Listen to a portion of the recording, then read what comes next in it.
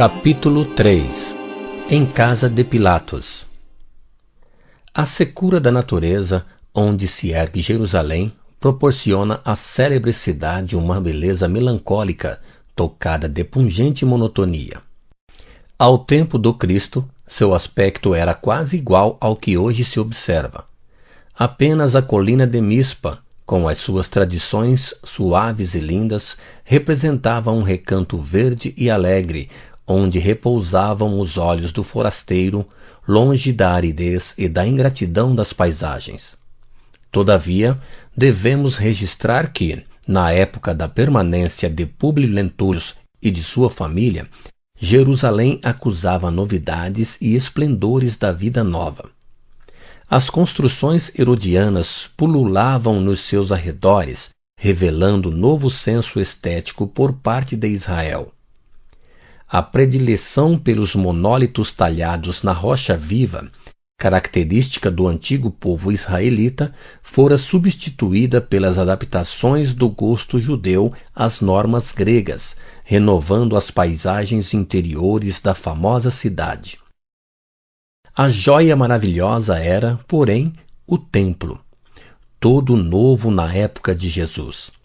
Sua reconstrução fora determinada por Herodes no ano de 21, notando-se que os pórticos levaram 8 anos a edificar-se e considerando-se ainda que os planos da obra grandiosa, continuados vagarosamente no curso do tempo, somente ficaram concluídos pouco antes de sua completa destruição.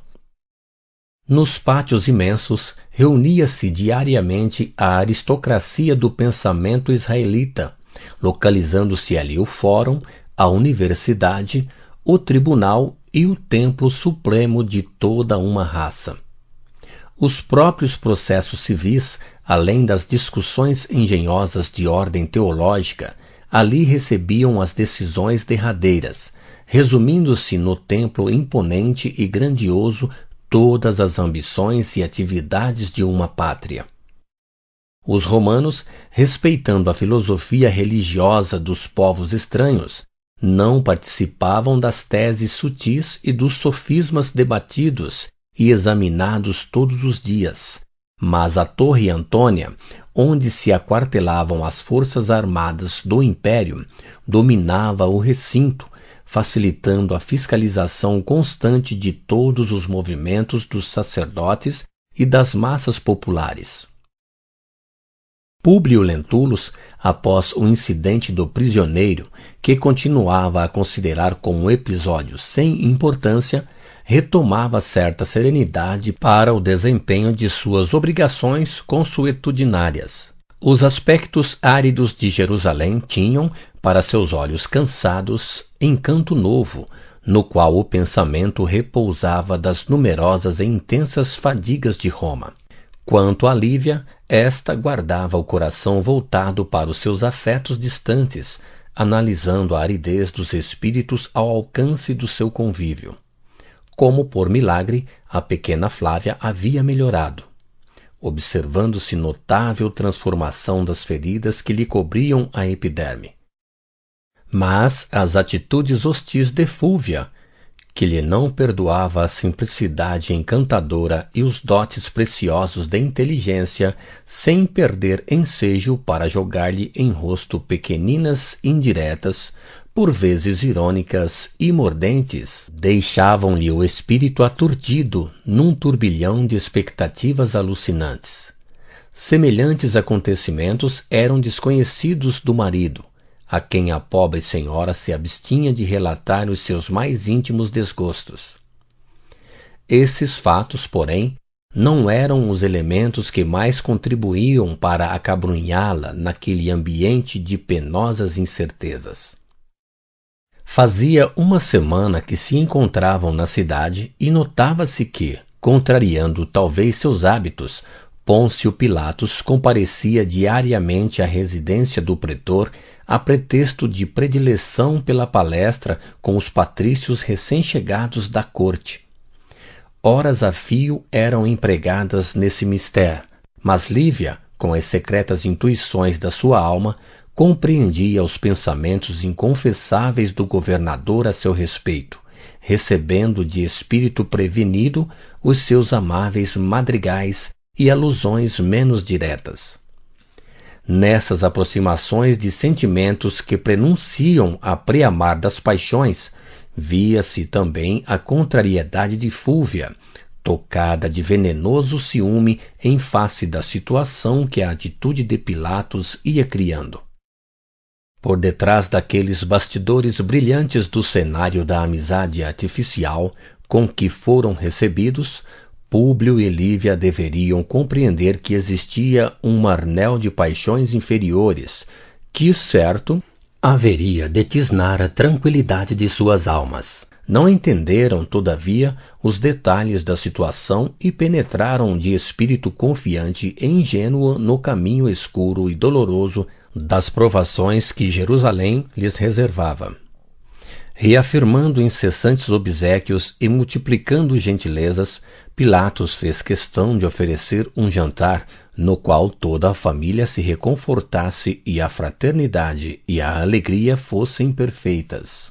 No dia aprazado, Sálvio e Públio, acompanhados pelos seus, compareciam à residência senhorial do governador, onde Cláudia igualmente os esperava com um sorriso bondoso e acolhedor.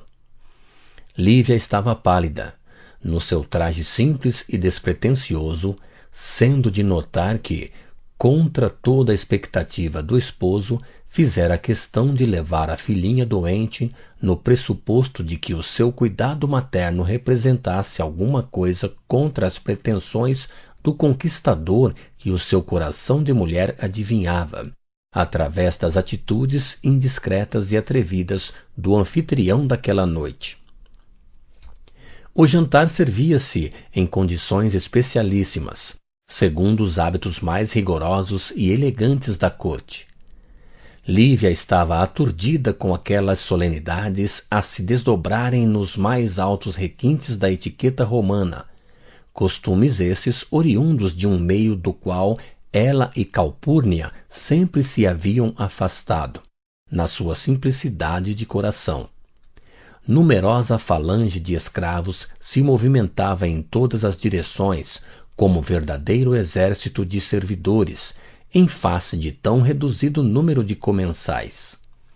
Depois dos pratos preparados, chegam os vocadores recitando os nomes dos convivas, enquanto os infertores trazem os pratos dispostos com singular simetria. Os convidados recostam-se então no triclínio, forrado de penugens cetinosas e pétalas de flores. As carnes são trazidas em pratos de ouro e os pães em açafates de prata, multiplicando-se os servos para todos os mistérios, inclusive aqueles que deviam provar as iguarias, a fim de se certificar do seu paladar, para que fossem servidas com a máxima confiança. Os copeiros servem um falerno precioso e antigo, misturado de aromas, em taças incrustadas de pedras preciosas, enquanto outros servos os acompanham apresentando, em galhetas de prata, a água tépida ou fria ao sabor dos convidados. Junto dos leitos, onde cada comensal deve recostar-se molemente, conservam-se escravos jovens, trajados com apuro e ostentando na fronte gracioso turbante, braços e pernas seminus, cada qual com a sua função definida. Alguns agitam nas mãos longos ramos de mirto, afugentando as moscas, enquanto outros, curvados aos pés dos convivas, são obrigados a limpar discretamente os sinais da sua gula e intemperança. 15 serviços diferentes sucederam-se através dos esforços dos escravos dedicados e humildes, quando, após o repasto, brilham os salões com centenas de tochas, ouvindo-se agradáveis sinfonias. Servos jovens e bem postos executam danças apaixonadas e voluptuosas em homenagem aos seus senhores, mimoseando-lhes os sentimentos inferiores com a sua arte exótica e espontânea, e somente não foi levado a efeito um número de gladiadores, segundo o costume nos grandes banquetes da corte, porque Lívia, de olhos súplices, pedira que poupassem naquela festa o doloroso espetáculo do sangue humano. A noite era das mais cálidas de Jerusalém, motivo porque, findos o jantar e as cerimônias complementares, a caravana de amigos, acompanhada agora de Sulpício Tarquínios, se dirigia para o amplo e bem posto terraço, onde jovens escravas faziam deliciosa música do Oriente. Não julgava encontrar em Jerusalém uma noite patrícia como esta, exclamou Públio, sensibilizado, dirigindo-se ao governador com respeitosa cortesia. Devo à vossa bondade fidalga e generosa a satisfação de reviver o ambiente e a vida inesquecíveis da corte, onde os romanos distantes guardam o coração e o pensamento. Senador, esta casa vos pertence, replicou Pilatos com intimidade. Ignoro se a minha sugestão ser-vos-á agradável.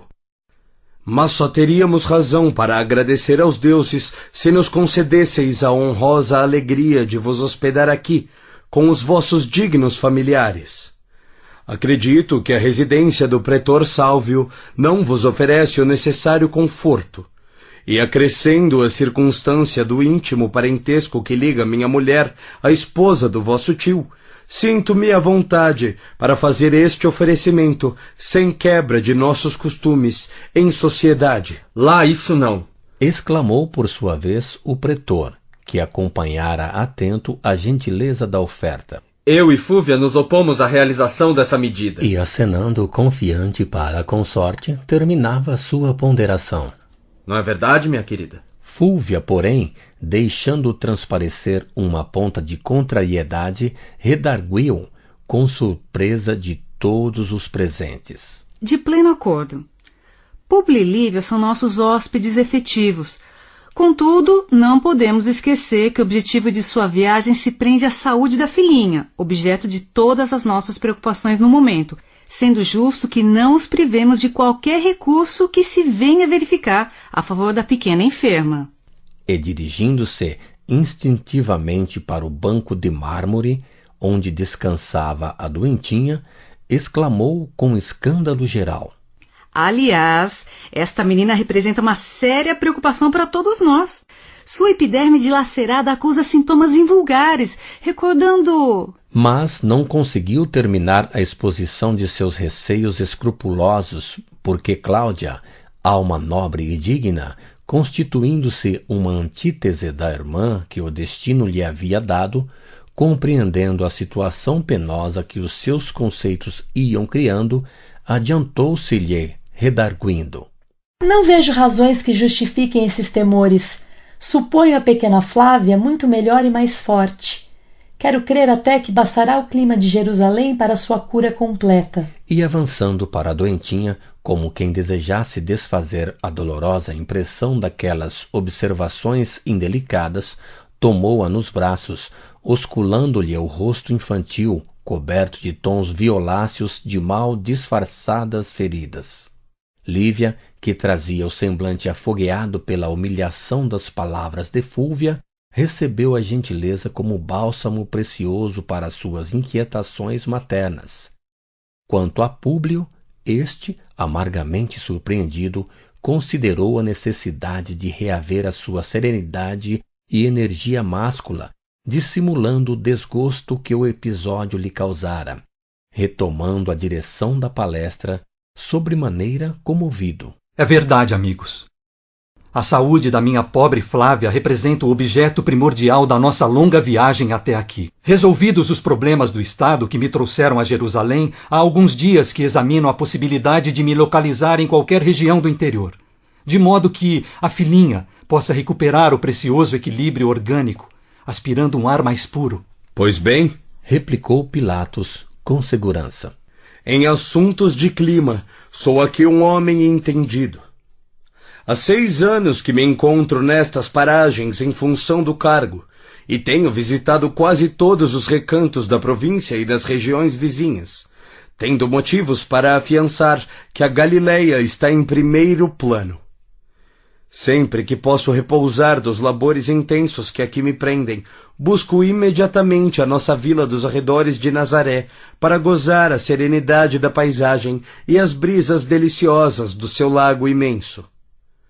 Concordo em que a distância é muito longa, mas a verdade é que se permanecesse nas cercanias da cidade, nas minhas estações de repouso, perderia o tempo, atendendo às solicitações incessantes dos rabinos do templo, sempre a braços com inumeráveis pendências. Ainda agora, Sulpício terá de partir a fim de superintender alguns trabalhos de reparação da nossa residência, pois tencionamos seguir para ali, dentro de pouco tempo, a refazer as energias esgotadas na luta cotidiana.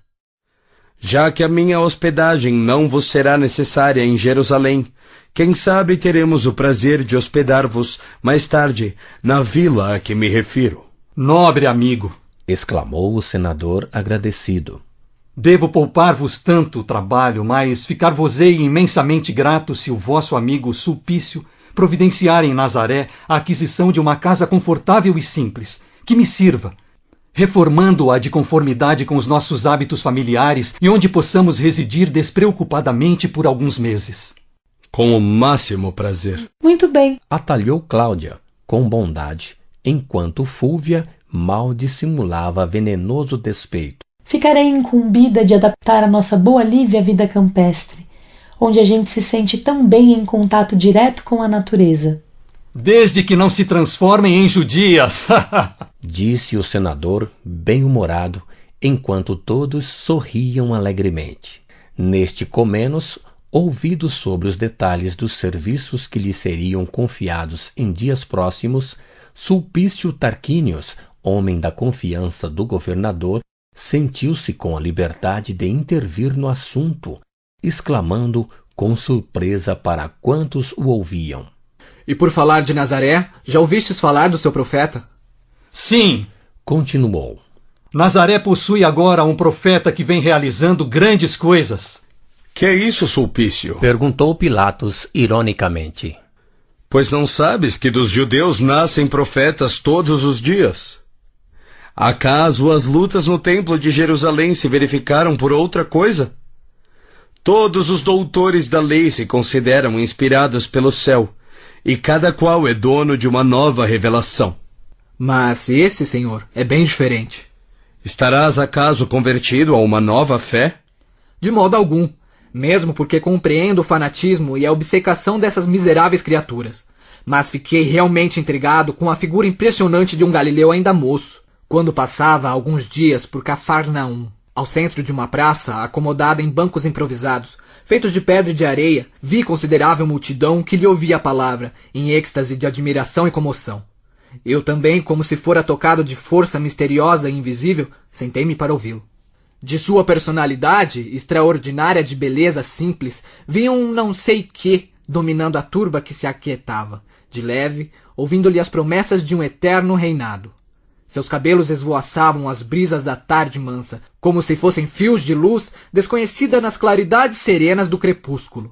E de seus olhos compassivos parecia nascer uma onda de piedade e comiseração infinitas. Descalço e pobre, notava-se-lhe a limpeza da túnica, cuja brancura se casava à leveza dos seus traços delicados. A sua palavra era como um cântico de esperança para todos os sofredores do mundo. Suspenso entre o céu e a terra, renovando os pensamentos de quantos o escutavam. Falava de nossas grandezas e conquistas, como se fossem coisas bem miseráveis. Fazia amargas afirmativas acerca das obras monumentais de Herodes em Sebasto, asseverando que acima de César está um Deus todo-poderoso, providência de todos os desesperados e de todos os aflitos. No seu ensinamento de humildade e amor, considera todos os homens como irmãos bem-amados, filhos desse Pai de misericórdia e justiça, que nós não conhecemos. A voz de Sulpício estava saturada do tom emocional característico dos sentimentos filhos da verdade. O auditório se contagiara da comoção de sua narrativa, escutando-lhe a palavra com o maior interesse. Pilatos, todavia, sem perder o fio de suas vaidades de governador, interrompeu-o, exclamando: Todos irmãos? Isso é um absurdo! A doutrina de um Deus único não é novidade para nós outros, nesta terra de ignorantes. Mas não podemos concordar com esse conceito de fraternidade irrestrita. E os escravos? E os vassalos do império? Onde ficam as prerrogativas do patriciado? O que mais me admira, porém, exclamou com ênfase, dirigindo-se particularmente ao narrador, é que, sendo tu um homem prático e decidido, te tenhas deixado levar pelas palavras loucas desse novo profeta, misturando-te com a turba para ouvi-lo. Não sabes que a anuência de um lictor pode significar enorme prestígio para as ideias desse homem? Senhor, respondeu Sulpício, desapontado, eu próprio não saberia explicar a razão de minhas observações daquela tarde. Considerei igualmente, de pronto, que as doutrinas por ele pregadas são subversivas e perigosas, por igualarem os servos aos senhores. Mas observei, também, as suas penosas condições de pobreza, consideradas por seus discípulos e seguidores como um estado alegre e feliz, o que, de algum modo, não constitui motivo de receio para as autoridades provinciais. Além disso, essas pregações não prejudicam os camponeses, porque são feitas geralmente nas horas de ócio e descanso, no intervalo dos trabalhos de cada dia, notando-se igualmente que os seus companheiros prediletos são os pescadores mais ignorantes e mais humildes do lago. Mas como te deixaste empolgar assim por esse homem? Retornou Pilatos com energia. Enganais-vos quanto a isso. Respondeu o lictor, mais senhor de si. Não me sinto impressionado, como supondes, tanto assim que, notando-lhe a originalidade simples e formosa, não lhe reconheço privilégios sobrenaturais e acredito que a ciência do império elucidará o fato que vou narrar, respondendo à vossa arguição do momento. Não sei se conheceis Copônio, velho centurião destacado na cidade a que me referi, mas cumpre-me cientificar-vos do fato por mim observado. Depois que a voz do profeta de Nazaré havia deixado uma doce quietude na paisagem, o meu conhecido apresentou-lhe o filhinho moribundo, implorando caridade para a criança que agonizava. Vi-o elevar os olhos radiosos para o firmamento, como se obsecrasse a bênção dos nossos deuses, e depois notei que suas mãos tocavam um menino, que por sua vez parecia haver experimentado um fluxo de nova vida, levantando-se de súbito, a chorar e buscando o carinho paterno, após descansar no profeta os olhinhos enternecidos. Mas até centuriões já se metem com os judeus nas suas perlengas? Preciso comunicar-me com as autoridades de Tiberíades sobre esses fatos, exclamou o governador, visivelmente contrariado. O caso é curioso, disse Públio Lentulus, intrigado com a narrativa. A verdade, contudo, meu amigo, objetou Pilatos, dirigindo-se a ele, é que nestas paragens nascem religiões todos os dias. Este povo é muito diverso do nosso, reconhecendo-se-lhe visível deficiência de raciocínio e senso prático. Um governador aqui não pode deixar-se empolgar pelas figuras, e sim manter rígidos os princípios no sentido de salvaguardar a soberania inviolável do Estado. É por esse motivo que, atendendo às sábias determinações da sede do governo, não me detenho nos casos isolados, para tão somente ponderar as razões dos sacerdotes do Sinédrio, que representam o órgão do poder legítimo, apto a harmonizar conosco a solução de todos os problemas de ordem política e social. Públio dava-se por satisfeito com o argumento, mas as senhoras presentes, com exceção de Fúvia, pareciam fundamente impressionadas com a descrição de Sulpício, inclusive a pequenina Flávia, que lhe bebera as palavras com o máximo de curiosidade infantil. Um véu de preocupações obscurecera a facécia de todos os presentes, mas o governador não se resignou com a atitude geral, exclamando: Ora esta! Um lictor que, em vez de fazer a justiça em nosso bem, age contra nós próprios, obscurecendo o nosso ambiente alegre. Merece severa punição por suas narrativas inoportunas. Um riso geral seguiu-lhe a palavra ruidosa e leve, enquanto rematava: Desçamos ao jardim para ouvir nova música, desanuviando o coração desses aborrecimentos imprevistos. A ideia foi aceita com geral agrado. A pequena Flávia foi instalada pela dona da casa em apartamento confortável e, em poucos minutos, os presentes se dividiam em 3 grupos distintos através das alamedas do jardim, aclarado de tochas brilhantes ao som de músicas caprichosas e lascivas. Públio e Cláudia falavam da paisagem e da natureza. Pilatos multiplicava gentilezas junto de Lívia, enquanto Sulpício se colocava ao lado de Fúlvia, tendo o pretor Lentulus resolvido permanecer no arquivo, examinando algumas obras de arte. Distanciando-se propositadamente dos demais grupos, o governador notava a palidez da companheira que, naquela noite, se lhe figurava mais sedutora e mais bela. O respeito que a sua formosura discreta lhe infundia n'alma parecia aumentar naquela hora o ardor do coração apaixonado. Nobre Lívia, exclamou com emoção, não posso guardar por mais tempo os sentimentos que as vossas virtudes, cheias de beleza, me inspiraram. Sei da natural repulsa de vossa alma digna em face de minhas palavras.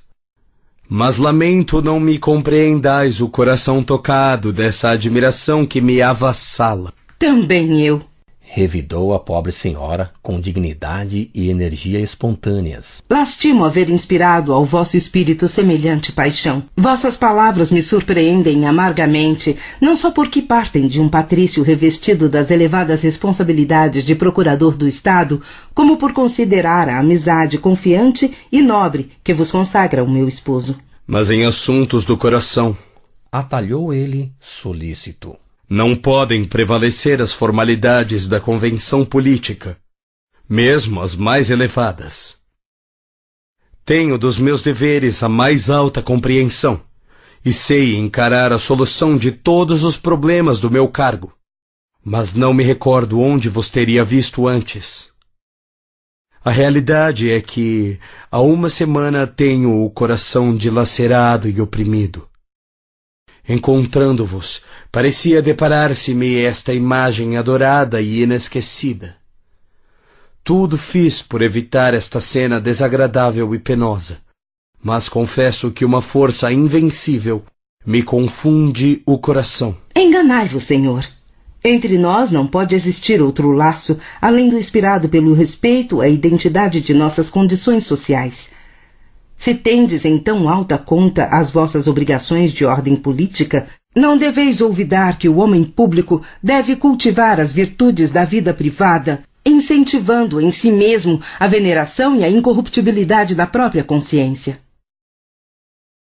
Mas a vossa personalidade me faz esquecer todos esses imperativos. Onde vos teria visto, afinal, para que me sentisse empolgado desta maneira? Calai-vos pelos deuses, murmurou Lívia, assustada e empalidecida. Nunca vos vi antes de nossa chegada a Jerusalém, e apelo para o vosso cavalheirismo de homem, a fim de me poupardes estas referências que me amarguram. Tenho razões para crer na vossa aventura conjugal, junto de uma mulher digna e pura, tal como a vejo, reputando uma loucura as propostas que vossas palavras me deixam entrever.